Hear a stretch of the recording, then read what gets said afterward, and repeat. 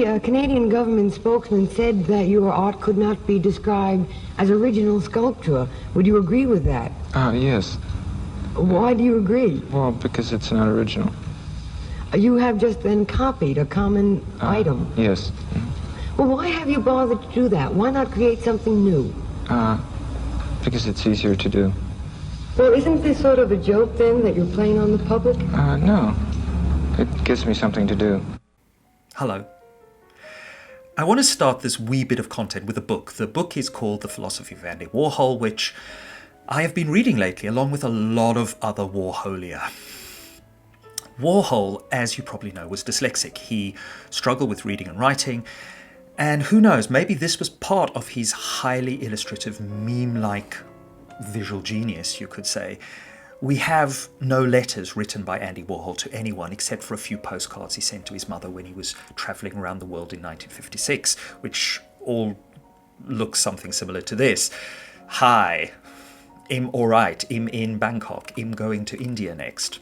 The Philosophy of Andy Warhol is a book, but Andy did not sit down and write the book in the conventional sense, and I didn't read it in the conventional sense either. It was read to me mostly by Speechify and coaxed out of Warhol by one of his ghostwriters, Pat Hackett, who also, we could say, had a talent for writing like Andy if required, and it was required. Andy once told her, after she'd come up with a particularly arresting insight, "You should make that into my language, Pat. That's really great." Which is, of course, what she did, Pat being, Andy's proto-GPT.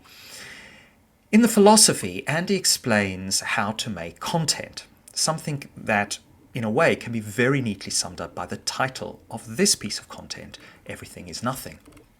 It's also a phrase that he uses in chapter 12 of the philosophy to perhaps remove any hierarchy of meaning from the ideas being put forward by others as well as himself, which is essentially to treat everything as equally usable media, material, or, as we might now say, as content.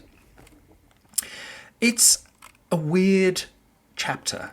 It opens with this line from Andy: "You take some chocolate, you take 2 pieces of bread, you put the candy in the middle, you make a sandwich of it, and that would be cake." And you're like, really? Isn't that just an early version of a Nutella sandwich? But of course, that immediately takes us into this kind of very slippery Andy Warhol territory, right? Because he's not talking just about art, or he's talking about everything that is art, which is also his dirt poor upbringing as the child of Eastern European immigrants raised by his intensely frugal mother, right? Art, equally content, at least the content that attracts money and advertising, is also often about class and about privilege, about scarcity, improvisation, memory. So chapter 12, which is ostensibly about art, capital A, starts with food, starts with the thing we all consume, then sort of drifts into racing, conversations around slicing a salami, glamour, coldness, the drift, of course, being the point. Art is not elevated above life here, or we could say art becomes one more way of passing the time, one more surface activity among the many that we move through in this strange alien realm of the human, this sort of conscious but also self-conscious, hypersocial primate state, primed to get along, get ahead, ad nauseum. And one way to do this, clearly, YouTube, as we know, is to make content. When I say that Andy Warhol effectively creates the algorithm for content, and I think he does, I don't mean that as a clever metaphor.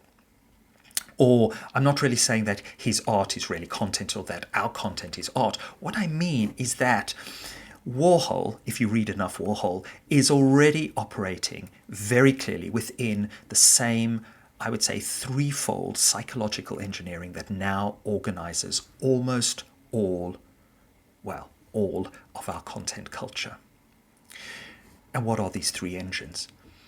The first engine maps onto what, in Enneagram terms, would be the archetype of the mediator. Enneagram 9, this holy, embodied intelligence, which is like, 8, 9, 1. It's all to do with action, legitimacy, impact.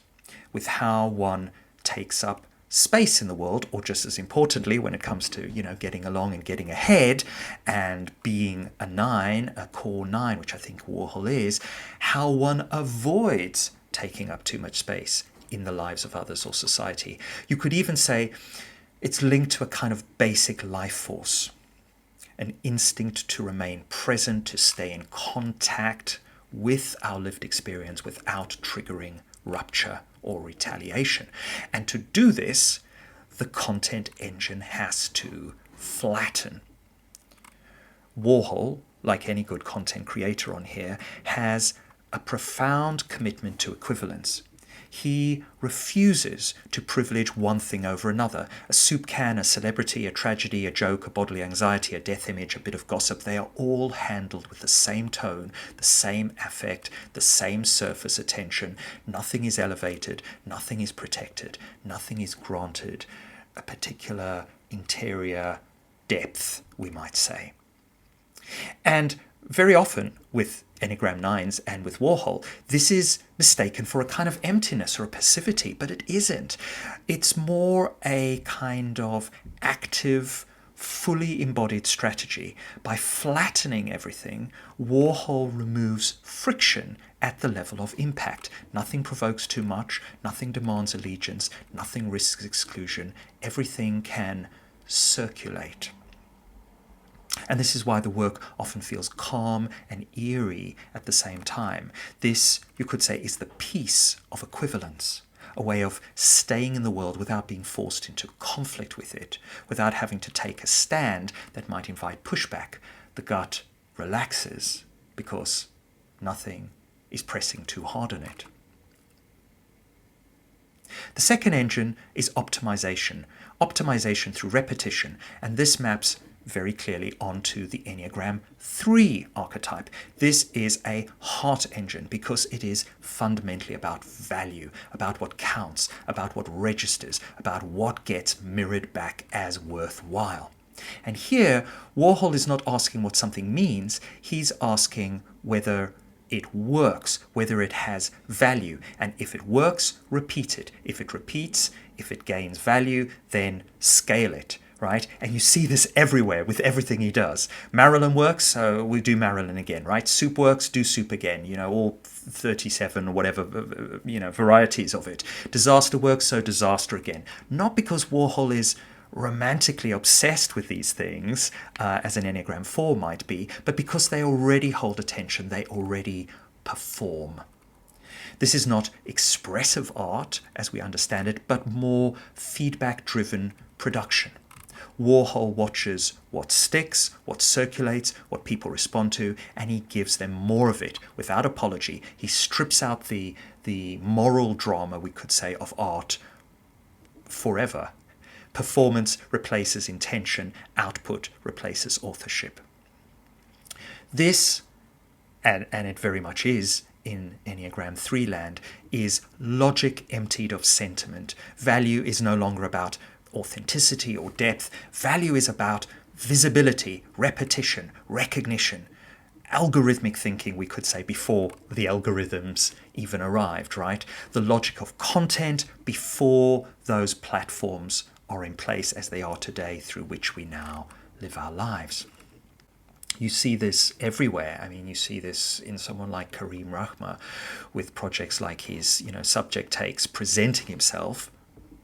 Literally, I think he even says this on maybe on his YouTube page, as a content-making machine. So he's not a thinker, he's not an author, he is an extraction device. Opinion in, content out. No depth, really, but all highly relatable. No digestion, just capture, circulation. That is what the innards of the sausage-making content machine look like, with just one final and all-important factor: containment. The third engine is about control through recording and measurement. This is a head engine, we could say. It maps very closely onto the Enneagram 6 pattern. But really, it's also what our minds do all the time, but particularly in uncertain times. Warhol, as we know, is anxious, he's hypochondriacal, he's needy, he's deeply unsure, and his response to that uncertainty is not dominance or assertion, but documentation, planning, strategy, thinking, right? He records conversations, he tapes phone calls, he archives the everyday, he logs time and money and habits and presence. He trusts machines ultimately more than feelings, and systems more than intuition. When meaning feels unreliable, well, numbers feel safe, particularly to the old, left hemisphere. Recording replaces remembering, documentation replaces reflection, metrics replace judgment. And this is why the tape recorder matters so much to Andy. It isn't incidental, it's central. He doesn't want to decide what something means, he wants to capture it and let the system decide for him. Content is innately useful, we could say, in the service of this deferral. So the machines take over. Craigus, is it true that there will be nothing but machines? That we are machines? Yes. Yes, it's true.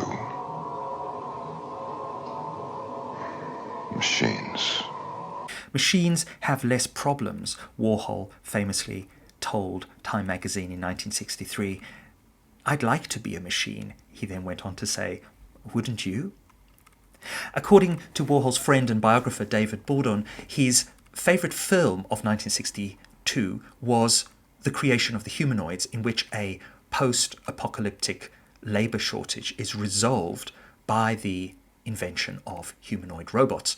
And the film's happy ending comes about when the heroine and the hero discover themselves to be machines. But you're a beautiful machine. You know beauty. How do you feel toward Maxine? I love her. And you? I love him very much. Or very pluribus, you might say, in that the fantasy here is not that of power or transcendence in terms of that hive mind, but a kind of relief. A relief from having to decide, to interpret, to take responsibility for meaning. If you are a machine, you just do what you do, right? You function, you output, you make content. The burden of interior conflict drops away. Life becomes easier because it no longer has to be lived with all of its inner conflicts and never-ending blah from the inside. So put these three engines together and you get the full operating system. Everything is nothing. And because everything is nothing, anything can equally become something as long as it circulates, repeats, and is captured and quantified, likes and subscriptions and all of that. This is not art theory. This is the logic of content. This is YouTube.